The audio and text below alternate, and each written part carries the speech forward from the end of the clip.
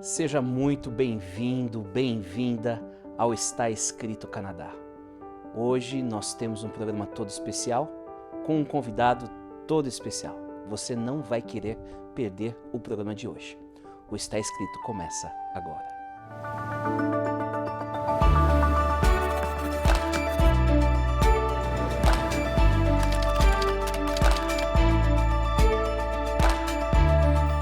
Fonte de inspiração e conforto por séculos, iluminando o caminho para uma vida plena.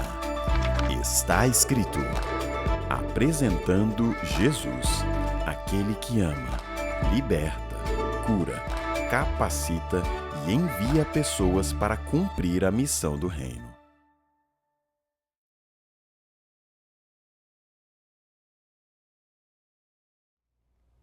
Bem, no programa do Está Escrito de hoje, nós temos um convidado muito especial, que é conhecido de muitos de vocês.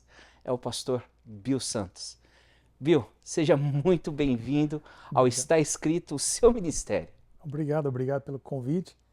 Já fazem, quem sabe, mais de 10 anos, né, que eu não participo. Então, muito obrigado por essa oportunidade de estar aqui com vocês. Uma alegria para mim. A alegria é toda nossa de tê-lo Obrigado. aqui. É um privilégio enorme. Por quanto tempo você foi o orador do Está Escrito Canadá? Então, eu vim para o Está Escrito em 2004 e saí em 2014. Então, 10 anos. Nossa, e que estamos aqui fazendo história agora com o pastor Bill aqui, é um privilégio enorme. Obrigado. Eu tive o privilégio de trabalhar com você, né, naquela época. Yes. E está sendo muito legal agora poder compartilhar com as pessoas um pouco da sua história. Olha, a minha história é uma história comum de qualquer pessoa. Eu acho que esse é o ponto, quem sabe, principal. É que Deus usa qualquer pessoa que se coloca disponível para ser usado. Você não precisa ter nenhum talentos especiais. Deus capacita as pessoas que chamam, entendeu? Mas eu nasci em Toronto. Os meus pais são portugueses. Sou filho de imigrantes. Meu falecido pai veio em 58. A minha mãe veio em 59. Nasci na Augusta. Fui lá que eu vivi os primeiros anos. Meu avô era alfaiate. Minha mãe era cabeleireira. O meu tio tinha uma gráfica, fazia tipografia. Olha, e fomos uma família de imigrantes portugueses, né? Até que um dia a nossa vida mudou-se de maneira drástica como resultado do programa Está Escrito. Uau! Que memória você tem dessa sua infância ali na Augusta, nessa comunidade, filho de imigrantes? Qual que seria o momento assim que lhe vem à mente? Quem sabe o que eu mais sinto, quem sabe, saudade era a segurança que nós tínhamos, né? Às vezes conto que eu tinha 5, 6 anos de idade. Meu pai trabalhava, meu pai era carpinteiro, e muitas vezes a minha mãe dizia, olha, vai lá na padaria, acho que era do Maia, buscar pão, ou vai ali na loja pegar uma lata de azeitonas.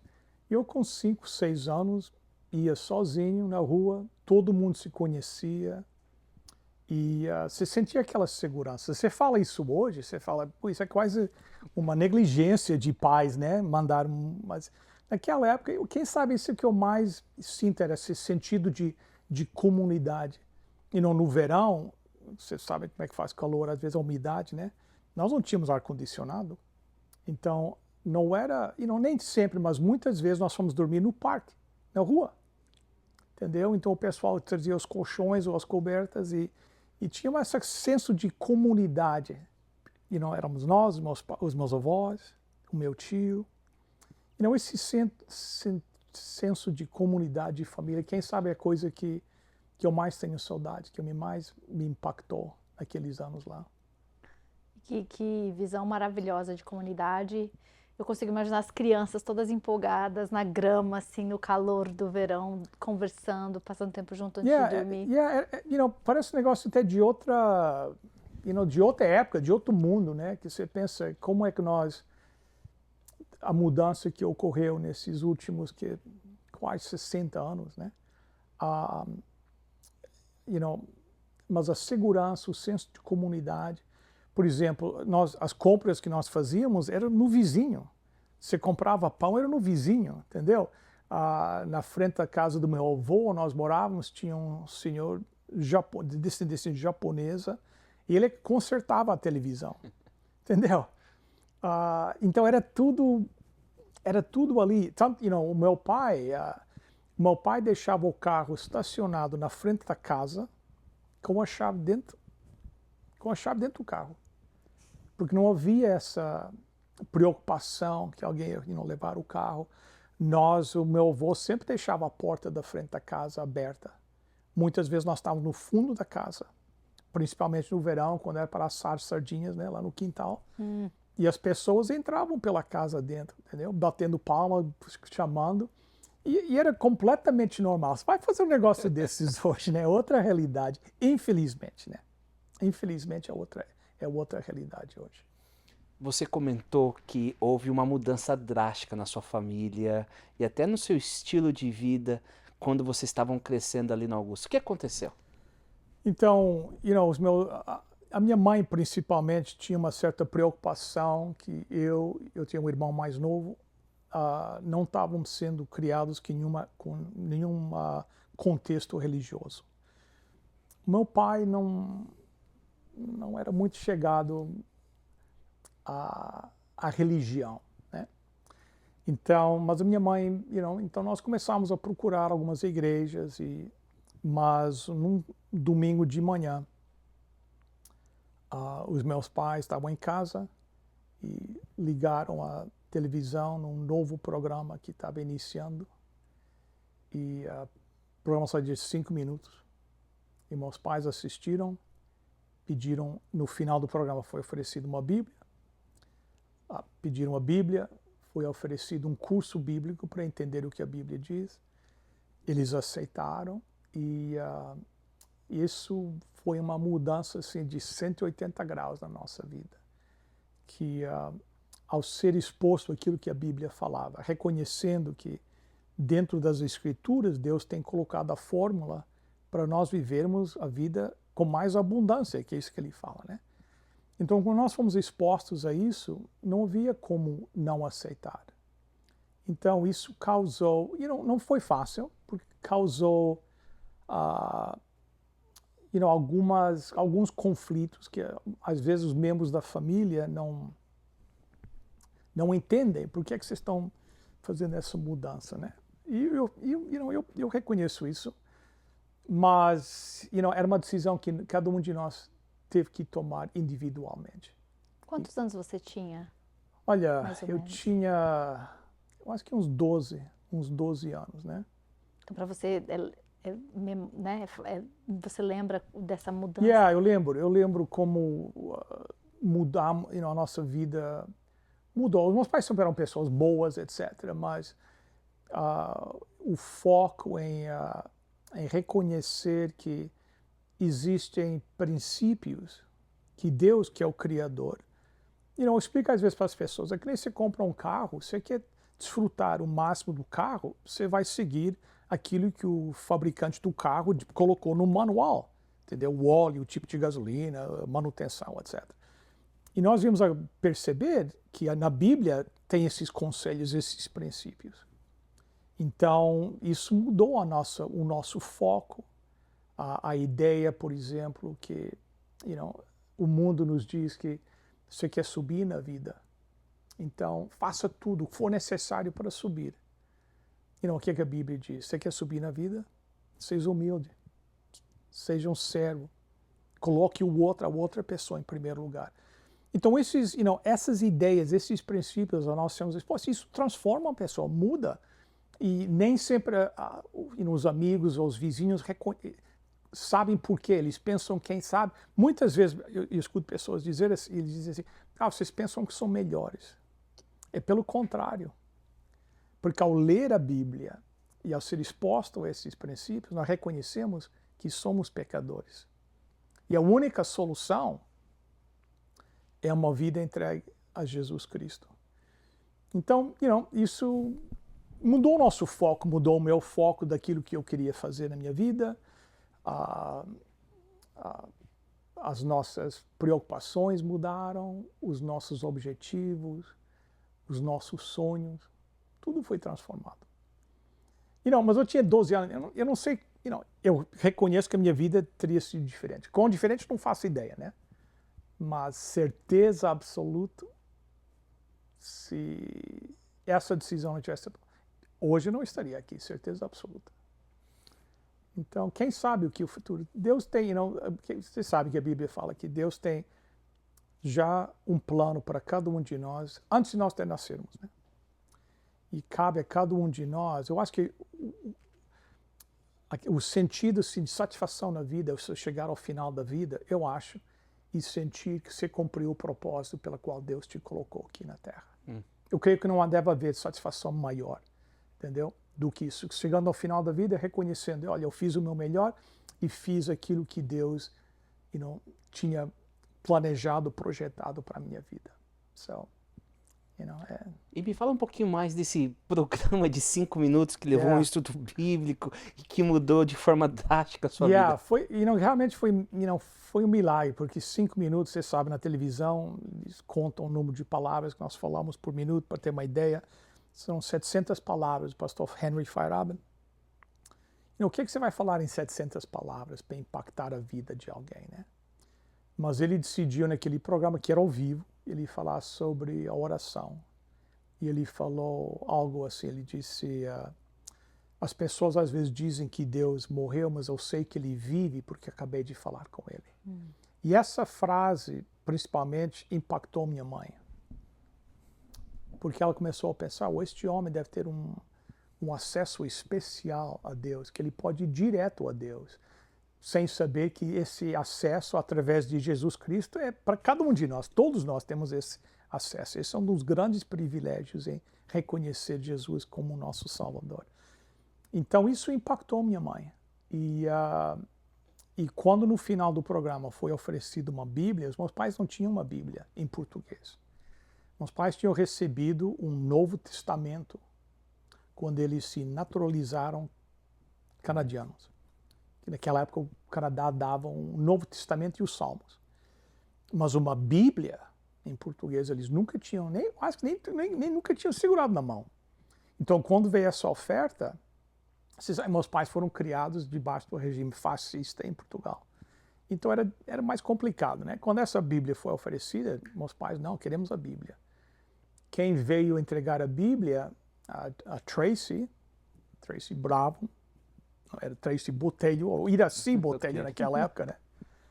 E assim que ela apresentou a Bíblia, ela ofereceu, porque não adianta apenas ter a Bíblia, né? Estudar a Bíblia, aprender o que é a Bíblia, que a Bíblia fala. Então ela disse, vocês querem aprender? E os meus pais aceitaram esse convite e imediatamente ligaram para os meus avós. Se os meus avós queriam participar também do estudo, meus avós aceitaram. E outra família amiga, a falecida Ivone, o falecido Eduardo, e as suas filhas, minha mãe ligou para eles, que eram muito amigos dos meus pais, e todos começamos o estudo da Bíblia, e todas as sextas-feiras era o pastor Feyerabend a apresentar aqueles sistemas bíblicos, era abrindo um mundo novo para nós, né? Uma coisa que nós nunca tínhamos entendido ou visto, né? E 16 pessoas da nossa família, como resultado disso, foram batizados na igreja adventista. E um pouco depois disso, alguns anos depois, eu senti o chamado para o ministério. E fui para o Brasil estudar. Voltei, não entrei imediatamente no ministério. Trabalhei de consultor. Depois, em 2004, fui chamado. Eu recebi o convite de vir liderar o Está Escrito, que para mim era um sonho, que foi o programa que trouxe este conhecimento e esta pessoa de Jesus Cristo para a minha família, né? Então, para poder liderar, apresentar o programa que foi tão impactante na nossa vida, para mim, foi o dia mais alegre da minha vida. No dia que eu saí, foi o dia mais triste do meu ministério. Mas, Deus sempre tem planos, né? Deus tem uns projetos para todos nós, né?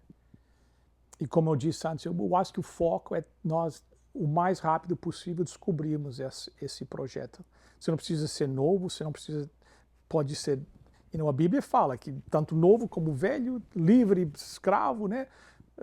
Com muita sabedoria, com pouca sabedoria, pouco conhecimento. Se a pessoa se coloca à disposição, Deus vai usá-lo. Isso tem sido o meu foco desde essa época, quando eu vinha conhecer aquilo que eu conheço hoje a respeito de Cristo. E é lindo porque ao você abrir a boca, você está falando da Bíblia, né? Aquela Bíblia que você começou a estudar aos 12 anos, irradiando nas suas palavras, em cada coisa que você vem trazendo aqui pra gente. Às vezes as pessoas, porque o ser humano coloca, às vezes, muito foco na pessoa. Vocês estão na televisão, pessoas já te conhecem, você anda na rua, entendeu? Mas a realidade, isso pode ser em mídia, programações seculares. Numa programação religiosa, o poder está na Bíblia, entendeu? Então, desde que a pessoa está apresentando a palavra de Deus, embutido na palavra de Deus, tem o poder do Espírito Santo. E é o Espírito Santo que faz o trabalho, não somos nós. Nós apenas somos os porta-vozes, né? Então, a Bíblia fala, se nós não, um burro pode fazer, as pedras podem fazer, entendeu? Então, me coloco no mesmo nível que uma pedra, entendeu? Mas o segredo é esse. Então, quando você apresenta a palavra de Deus e vê o poder do Espírito Santo operando nas vidas das pessoas, não é um negócio que é difícil, é quase impossível de explicar quando você vê a transformação, que é um milagre. Né? Realmente é um milagre. Quem sabe, na minha opinião, o maior milagre que existe. Porque a tendência humana é fazer o quê? Fugir de Deus. Lá em Gênesis, né? Assim que Adão e Eva viram um reconhecimento do pecado, o que é que eles fizeram? Se esconderam de Deus. Essa é a situação nossa hoje. O pecado, cada um de nós, seres humanos, a nossa tendência é fugir de Deus, é esconder de Deus. Então imagine, quando uma pessoa, através de um programa de televisão, ou de uma pregação, escuta a palavra de Deus, o Espírito Santo entra na vida dessa pessoa. E existe uma transformação que essa pessoa agora, em vez de fugir de Deus, busca a Deus. Isso é um milagre. Entendeu? O maior milagre, na minha opinião, de todos os milagres. Até eu já falei uma vez que até é maior do que o milagre da criação do mundo. Porque quando Deus criou as árvores, eles não tinham como dizer não. Mas nós temos. Deus nos deu a autoridade ou a liberdade, né, de dizer não. E Deus respeita essa decisão. Então, quando uma pessoa, através da programação do Está Escrito, da apresentação da Bíblia, tem essa transformação, maravilhoso, né? É um negócio que não dá para explicar como é que é. É simplesmente um milagre, né? E eu quero escutar um pouquinho desse seu chamado ao ministério e da sua estada, que eu entendi, no Brasil, estudando. Conta um pouquinho disso daí. Então, a minha ideia era me formar aqui, eu estava com o sonho de ser um advogado. A igreja que nós começamos a frequentar em Toronto, na College Street, o pastor Henry Feierabend, né, que era o pastor lá, um homem com um espírito muito evangelístico, querendo fazer como que ele fez conosco, apresentar este Jesus que ele tinha como amigo, né? E eu acho que é muito difícil ser exposto a este tipo de entusiasmo com a pregação sem te afetar. E aos 15, 16, quem sabe, anos, eu senti que Deus tinha me chamado para o ministério. Agora, para onde de estudar, né? Eu queria aperfeiçoar o meu português, não aperfeiçoar, realmente aprender a falar português, que eu não falava português, né? Que em casa nós falávamos inglês com os meus pais. E a minha mãe já tinha visitado o Brasil e tinha me falado do Brasil. Né? Eu realmente não tinha muito interesse em ir a Portugal naquela época, então decidi, olha, eu vou para o Brasil em 1982, fiz as malas e fui embora para São Paulo, que não era São Paulo de hoje, era São Paulo de 1982.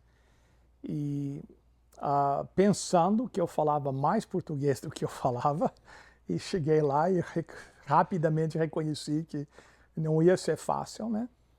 Outra língua, outra cultura, era tudo, né? Tudo diferente. Mas quem sabe, foi outro ponto assim marcante, na minha vida, no meu desenvolvimento como pessoa, como, em 1982, vocês não tinham nascido em 82, né? O Brasil era diferente. Era mais difícil os brasileiros saírem do país para viajar. Então, vindo do Canadá era praticamente vir de outro planeta. Mas o pessoal foi muito simpático comigo. Eu falava inglês, o pessoal queria aperfeiçoar o inglês. Então, eu fui recebido com muito carinho, com muito amor. Mas cheguei e pensei assim, nem vou desfazer as malas que daqui uma semana eu estou de volta aqui. Eu só fui porque eu fiquei com vergonha, porque eu tinha falado que ia para o Brasil, o pessoal encontrava comigo, cara, eu fiquei sabendo que você vai para o Brasil. Eu fiquei com vergonha de não ir. Então eu pensei, então eu vou, entendeu? Fico lá uma semana, aí volto. E falou, eu fui, não deu, não gostei, ou que não deu certo. E eu estou lá, estava lá quase uma semana, e o pastor Feyerabend foi ao Brasil. E ele ficou lá comigo e falou uma frase para mim, que ele disse assim, eu sei que você chora com saudade do Canadá, mas um dia você vai ter saudade do Brasil. E eu pensei assim, esse homem enlouqueceu. Como é que eu vou ter saudade disso aqui? Que é tão difícil. E é raro passar um dia que eu não sinto saudade do Brasil, das amizades que eu fiz lá, da maneira que o pessoal me recebeu. Amizades que eu tenho até hoje, né? Você acabou ficando, né? Acabei não, o pastor Feyerabend disse, não, fica, aí você vai ver. Então pensei assim, fica um ano, depois, e acabei ficando por lá, me formei lá, e olhando para trás, foi uma boa experiência, entendeu? É sempre bom você experimentar outra cultura, aprendi a falar português, fiz as amizades, recebi, eu acho, uma boa instrução, uma boa formação teológica para seguir o meu ministério. Então foram muitas coisas que contribuíram, né? Mas na hora não foi fácil, não foi fácil, mas foi uma bênção. Nós temos aí uns 3 minutos, mas eu queria ouvir um pouquinho da sua família, né? Como que aconteceu, né? A sua esposa, como conheceu, e desse casamento, o que surgiu? Fala pra gente um pouquinho. Então, minha esposa Fátima, por sinal, é brasileira. Filho de português, veio para o Canadá com 2 anos, então, quem sabe mais canadense do que brasileiro. Nascida em São Paulo, os meus sogros tinham imigrado para o Brasil antes de imigrar para o Canadá. Eles, como a minha família, começaram a assistir o programa Está Escrito, acabaram indo para a igreja. Lá na igreja nós nos conhecemos e começamos a namorar depois de eu voltar do Brasil, ou um ano antes de eu voltar. E casamos em 1990 e já vão 34 anos já. 34 anos. Passou rápido. E temos 2 filhos. A minha filha Rebeca, de 25 anos, 25 anos, se forma agora como chiropractor, doutor de chiropractor.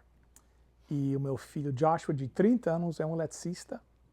Então, Deus tem nos abençoado, com uma esposa.